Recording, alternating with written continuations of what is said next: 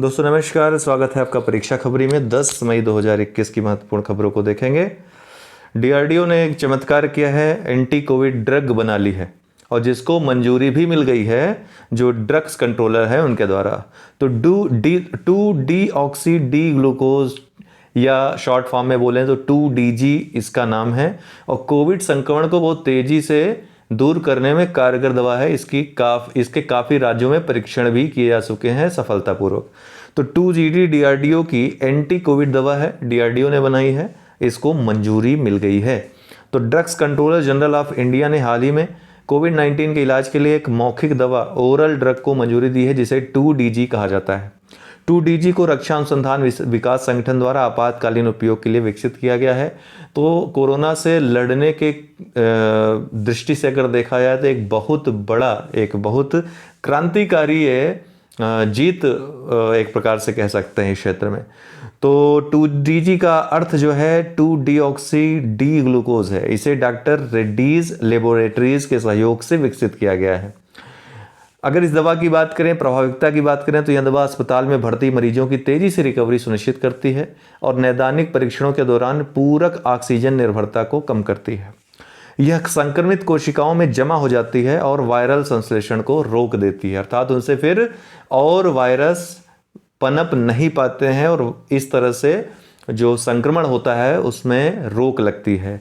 दवा पाउच के रूप में उपलब्ध है, अर्थात जिस तरह से ग्लूकोज आप पानी में घोल करके पीते हैं इसी तरह ये दवा भी रहेगी। इसे institute of nuclear medicine and allies sciences INMAS जो कि एक लेबोरेटरी है, एक प्रयोगशाला है डीआरडीओ की, उसने बनाया है। कोविड-19 के गंभीर रोगियों के लिए DGCI ने इस दवा के आपातकालीन उपयोग की अनुमति दी है। 2DG एक जेनेरिक मॉलिक्यूल है और इस प्रकार आसानी से देश में प्रचुर मात्रा में निर्मित व उपलब्ध कराया जा सकता है।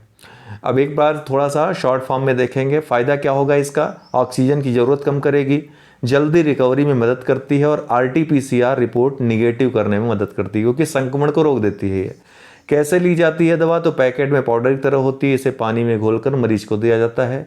कब और इसका कहाँ ट्रायल हुआ? तो इसका दिसंबर 2020 से मार्च 2021 के बीच ढेर सारे ट्रायल हुए लगभग 27 कोविड अस्पतालों में जो कि विभिन्न राज्यों में स्थित हैं। ये राज्य हैं दिल्ली, यूपी, पश्चिम बंगाल, गुजरात, राजस्थान, महाराष्ट्र, आंध्र प्रदेश, तेलंगाना, कर्नाटक और तमिलनाडु। अगली खबर है राफेल नडाल संबंधित। टेनिस के खिलाड़ी हैं और लॉरियस वर्ल्ड स्पोर्ट्स अवार्ड्स 2021 में पुरुष और महिला जो वर्ष के सर्वश्रेष्ठ प्लेयर होते हैं, ये अवार्ड पुरुष में राफेल नडाल को और महिला में भी टेनिस खिलाड़ी नाओमी ओसाका को दिया गया है, ध्यान रखिएगा। सोरोपोड डायनासोर की 100 मिलियन साल पुरानी हड्डियां कहाँ पाई गई हैं तो हमने बता दिया है, रिपीट हो गया है, सॉरी। तो मेघालय में मिली हैं, इसके बारे में तो परसों हमने वीडियो में बताया था। ग्लोबल मेथेन असेसमेंट बहुत महत्वपूर्ण है। ये ग्लोबल मेथेन असेसमेंट ये कौन जारी करता है? ये UNEP संयुक्त राष्ट्र पर्यावरण कार्यक्रम ने ये जारी किया है, ठीक है। तो UN global methane assessment report cutting methane quickly की टू कर्बिंग डेंजरस वार्मिंग। तो ग्लोबल वार्मिंग को रोकने के लिए ये असेसमेंट जारी हुआ है कि मेथेन को, अगर मेथेन प्रदूषण को, मेथेन उत्सर्जन को कम कर दिया जाए तो ग्लोबल वार्मिंग से लड़ने की जो हमारी लड़ाई है, जो SDG गोल्स हैं, उनको 2030 तक आसानी से प्राप्त किया जा सकता है। तो संयुक्त राष्ट्र ने हाल ही में ग्लोबल मेथेन असेसमेंट लॉन्च किया। किसने लॉन्च किया? ध्यान रखिएगा, संयुक्त राष्ट्र ने लॉन्च किया, ठीक है। और इसे climate and clean air coalition CCAC जो कि सरकारों और गैर राज्य भागीदारों की एक वैश्विक साझेदारी है और संयुक्त राष्ट्र की संस्था जो है महत्वपूर्ण पर्यावरण कार्यक्रम, संयुक्त राष्ट्र पर्यावरण कार्यक्रम, इन दोनों के द्वारा मिलकर के जारी किया गया था। क्लाइमेट क्लीन एयर कोलिशन सरकारों और गैर राज्य भागीदारों की एक वैश्विक साझेदारी है। इस रिपोर्ट की जो महत्वपूर्ण बात है, 2020 से 30 अर्थात 10 वर्षों में मीथेन उत्सर्जन को 45% तक कम किया जा सकता है। यह कटौती जो 2045 तक ग्लोबल वार्मिंग के 0.3 डिग्री सेल्सियस से बचने में मदद करेगी, अर्थात यहाँ तक जो ग्लोबल वार्मिंग की जो कंडीशन पहुँच जाएगी, वैश्विक तापमान पहुँच जाएगा, उससे बचने में मदद कर सकती है। प्रमुख मेथेन उत्सर्जक, ये अक्सर एग्जाम में पूछा जाता है। सबसे ज़्यादा कृषि से उत्सर्जन होता है, विशेषकर जो चावल के धान के खेत होते हैं उनसे। जीवाश्म ईंधन से भी दूसरे नंबर पे, और तीसरे नंबर पे लैंडफिल और अपशिष्टों से ये उत्सर्जन होता है। अगर मीथेन उत्सर्जन की बात करें तो क्षमता में ये कार्बन डाइऑक्साइड से कई गुना ज़्यादा वार्मिंग करने में इसका योगदान हो सकता है। लेकिन चूंकि अगर हम मात्रा में देखें तो कार्बन डाइऑक्साइड की मात्रा कहीं ज़्यादा है मीथेन की तुलना में, इसलिए ज़्यादा योगदान कार्बन डाइऑक्साइड का ही है। लेकिन क्षमता की बात करें तो मीथेन की क्षमता कार्बन डाइऑक्साइड से गर्मी करने में कहीं ज़्यादा है। तो ग्लोबल मीथेन असेसमेंट उन समाधानों की पहचान करता है जो 2030 तक मीथेन उत्सर्जन को 30% तक कम करने में सक्षम है। ये समाधान मुख्य रूप से जीवाश्म ईंधन को टारगेट करते हैं। सतत विकास लक्ष्यों SDG 13 जो कि जलवायु परिवर्तन का जो संकट है उसको कम करने की बात करता है, और SDG 2 जो कि जीरो हंगर की बात करता है, इन दोनों को प्राप्त करने में मदद कर सकता है। मीथेन की बात करें दोस्तों तो मीथेन एक अल्पकालिक जलवायु प्रदूषक है। यह जमीनी स्तर के ओजोन के निर्माण में भी योगदान करता है। ये स्टेटमेंट भी आ चुका है, इसीलिए यहाँ पर शामिल किया गया है। स्टेटमेंट पूछा जा चुका है। कार्बन डाइऑक्साइड सदियों से वायुमंडल में रहती है। कार्बन डाइऑक्साइड के विपरीत मीथेन जल्दी से नष्ट हो जाती है। ये अल्पकालिक जलवायु प्रदूषक इसीलिए क्योंकि CH4 ये जो कि मीथेन का ये फार्मूला होता है, इससे हाइड्रोजन और कार्बन अलग हो जाते हैं, तो ये अल्पकालिक जलवायु प्रदूषक होती है। कार्बन डाइऑक्साइड के विपरीत मीथेन जल्दी से नष्ट होती है। तो पूर्व औद्योगिक युग से मीथेन 30% वार्मिंग के लिए जिम्मेदार है। सबसे ज़्यादा वार्मिंग किससे होती है? जलवाष्प से होती है। फिर कार्बन डाइऑक्साइड, मतलब इनकी मात्रा के अनुसार मैं बता रहा हूँ, और फिर मीथेन तीसरे नंबर पे आता है। और वैश्विक ग्रीन हाउस गैस उत्सर्जन में बात करें तो मीथेन की हिस्सेदारी 1/5 की है।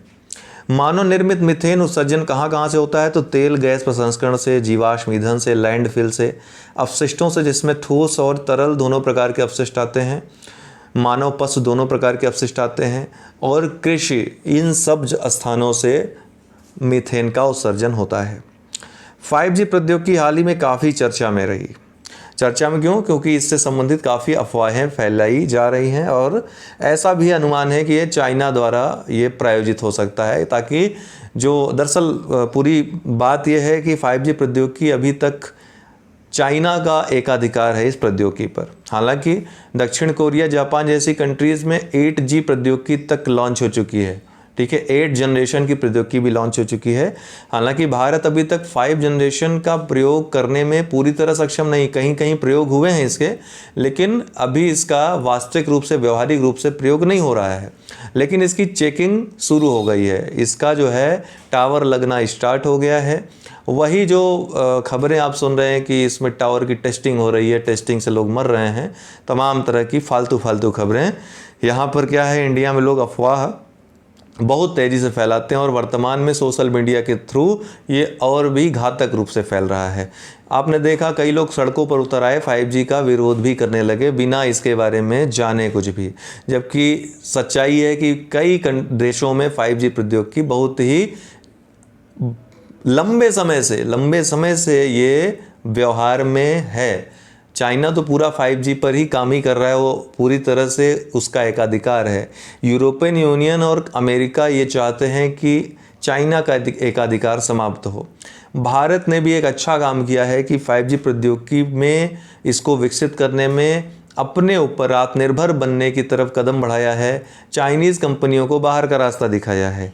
ये एक कारण हो सकता है कि चाइना भारत में इस प्रौद्योगिकी को सफल न हो पाए भारत इसमें, इसके लिए वो ये सब ड्रामे करवा रहा हो। ये पेड भी हो सकता है, इसमें कोई भी गलत बात नहीं। पहले भी भारत में तमाम जो एंटी नेशनल गतिविधियां हैं उसमें चाइना प्रायोजन करता रहता है, उसमें जो है फंड वगैरह देने की बात सामने आती रही है, और कई जगह इसका खुलासा भी हुआ है। खैर वो बात अलग है, लेकिन 5G प्रौद्योगिकी से भारत को लाभ बहुत होंगे। एक तो आत्मनिर्भरता, तो भारत अगर इसे बनाने में इसमें आत्मनिर्भर हो जाता है तो न सिर्फ भारत का कद बढ़ेगा, अपितु विभिन्न देश चाइना से न लेकर भारत से प्रौद्योगिकी खरीदेंगे। इससे भारत की सामरिक और आर्थिक गतिविधियां और आर्थिक जो क्षमता है वो भी, उसमें भी मजबूती आएगी और चाइना को एक कड़ी टक्कर मिल सकेगी। तो 5G प्रौद्योगिकी की बात करें, हाल ही में भारत सरकार के दूरसंचार विभाग ने दूरसंचार सेवा प्रदाताओं को 5G प्रौद्योगिकी के उपयोग और उससे संबंधित परीक्षण को अनुमति दे दी है। यह औपचारिक रूप से भारत में 5G प्रौद्योगिकी को लेकर चल रही प्रतिस्पर्धा से हुवेई और जेटी जो कि चीनी कंपनियां हैं उनको बाहर कर देगा। इसकी खास बात यह है दोस्तों कि इंटरनेट स्पीड और दक्षता, इसकी जो स्पीड है 4G तकनीक की तुलना में 20 गुना अधिक है। अब ध्यान दीजिए 20 गुना अधिक है, अगर 10 गुना 15 गुना भी हो जाता है तो भी बहुत है ये स्पीड, है ना, अगर व्यवहार में ऐसा हो जाता है। 5G 3 गुना अधिक स्पेक्ट्रम दक्षता और अल्ट्रा लो लेटेंसी प्रदान करेगा। लेटेंसी क्या होता है? एक नेटवर्किंग संबंधी शब्द है। एक नोड से दूसरे नोड तक जाने में किसी डेटा पैकेट द्वारा लिए गए कुल समय को लेटेंसी कहते हैं। एक तरह से एग्जीक्यूशन में लगने वाले समय को लेटेंसी कहते हैं। लेटेंसी समय अंतराल या देरी को संदर्भित करता है। इसके अनुप्रयोग क्या हो सकते हैं? मुख्य परीक्षा की दृष्टि से महत्वपूर्ण है। एक तो चौथी औद्योगिक क्रांति को सफल बनाने में महत्वपूर्ण होगा। इंटरनेट, जिसको औद्योगिक क्रांति 4.0 भी कहते हैं। Internet of things, cloud, big data, कृत्रिम बुद्धिमत्ता और एज कंप्यूटिंग के साथ 5G चौथी प्रौद्योगिकी क्रांति का एक महत्वपूर्ण प्रवर्तक हो सकता है, क्योंकि उसमें स्पीड के सबसे ज़्यादा स्पीड का महत्व रहेगा, एग्जीक्यूशन का सबसे ज़्यादा महत्व रहेगा, सूचना का वास्तविक समय में प्रसारण संभव हो सकेगा। तो 5G के प्राथमिक अनुप्रयोगों में से एक सेंसर एम्बेडेड नेटवर्क का कार्यान्वयन होगा, जो विभिन्न क्षेत्रों जैसे विनिर्माण, उपभोक्ता, टिकाऊ वस्तुओं, कृषि आदि में वास्तविक समय पर सूचना के प्रसारण की अनुमति देगा। तीसरा, कुशल परिवहन अवसंरचना मजबूत होगी। तो 5G परिवहन अवसंरचना को स्मार्ट बनाकर अधिक कुशल बनाने में मदद कर सकता है।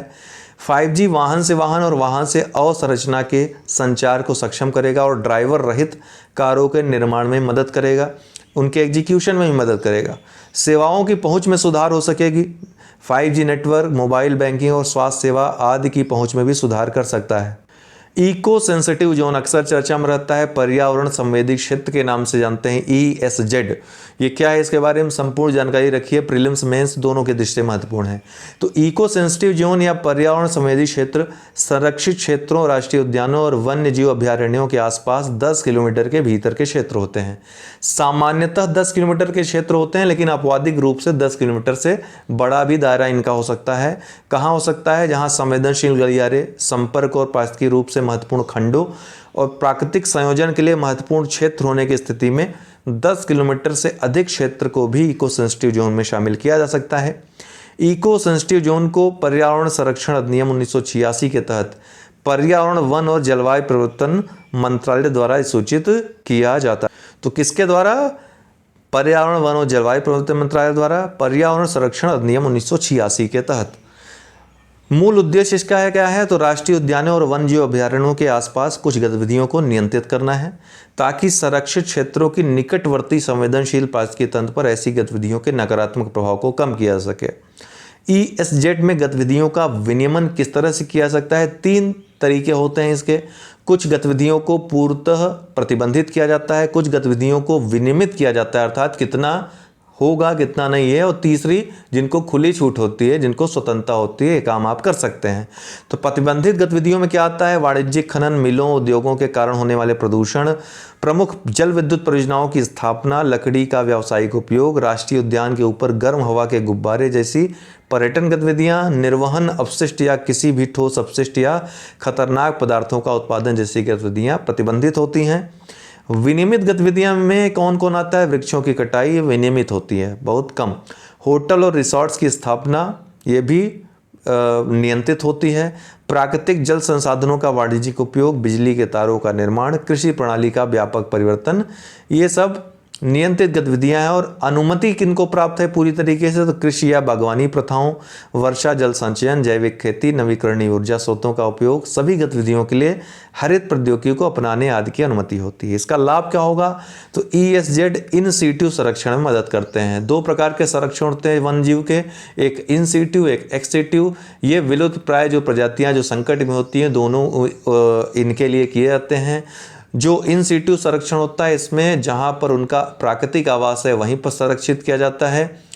जो एक्स सीटू संरक्षण होता है, जब प्राकृतिक आवास में उनको संरक्षित रहना संभव या कठिन हो जाता है तो उनको एक्स सीटू प्रयोगशाला के रूप में उनको रखा जाता है, तो एक्स सीटू संरक्षण होता है।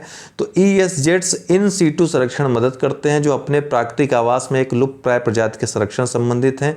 उदाहरण के लिए काजीरंगा, असम के एक सींग वाले गैंडे का संरक्षण। ESZ वन क्षय और मानव पशु संघर्ष को भी कम करते हैं। चुनौतियां क्या हैं इस क्षेत्र में?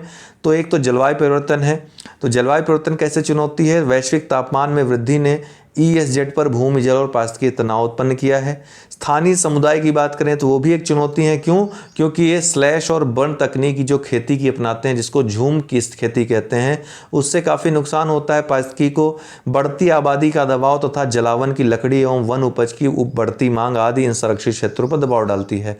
आपको एक उदाहरण दे दें, ऑस्ट्रेलिया के जंगलों में पिछले जब कोरोना के जस्ट पहले, कोरोना जब आया 2019 में, उसके जस्ट पहले ऑस्ट्रेलिया के जंगलों में भीषण आग लगी थी, जिसका की कारण झूम खेती को बताया गया। तो देखिए कितने लाखों, 90 लाख मतलब लगभग पशु वन्य जीव वहाँ पर मारे गए। तो एक बड़ी त्रासदी थी। कोरोना को एक प्रकार से ईश्वर का दंड भी आप कह सकते हैं, इतनी भयंकर भयंकर घटनाओं के बाद। खैर, फिलहाल आज के लिए इतना ही। वीडियो पसंद आया हो तो लाइक अवश्य करें, शेयर अवश्य करें। आप सभी के लिए बहुत महत्वपूर्ण है ये क्लासेस, डेली आप लोग ज़रूर किया करिए। और नीचे डिस्क्रिप्शन बॉक्स में 2 लिंक दिए हैं विद इन PDF वीडियोस, वहाँ भी आप ले सकते हैं और क्वेरी भी पूछ सकते हैं ग्रुप्स में।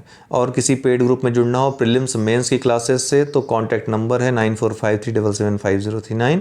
जुड़ करके और भी आप क्लासेस का मज़ा ले सकते हैं। बहुत बहुत धन्यवाद।